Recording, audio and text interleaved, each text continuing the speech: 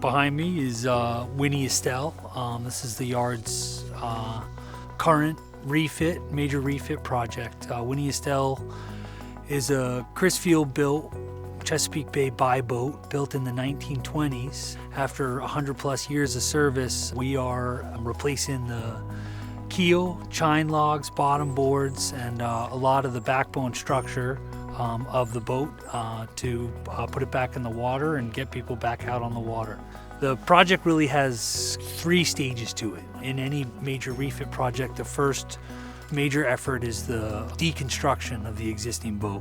We're firmly in the middle of our deconstruction phase. Pretty major effort in order to build up all of the infrastructure required in order to lift the boat off of its original keel, which will then allow us to remove it. The boat has a series of posts and beams that are installed through the bottom of it on about 8-foot centers that take the whole 50,000 pound weight of the boat and suspend it in air.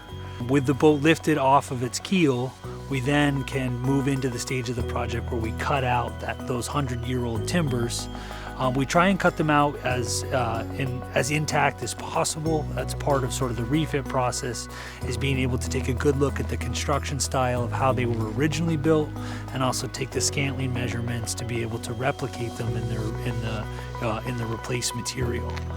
We've spent the past about 2 months or so getting the boat jacked up off of its old keel and maintaining the original shape of the boat. And then the next couple months or so will be that ongoing deconstruction process where we sort of piece by piece remove that old bottom and that old backbone out of the boat. After that, we sort of shift into the fabrication mode, where we're redesigning and laminating or cutting the new material that will replace what we've previously pulled out. With that fabrication part done, the final stage of the project is laying the new pieces in and then getting everything reassembled. Winnie Estelle's refit through all the stages, deconstruction, fabrication, and reconstruction, will be done here at the CBMM Shipyard in full public view.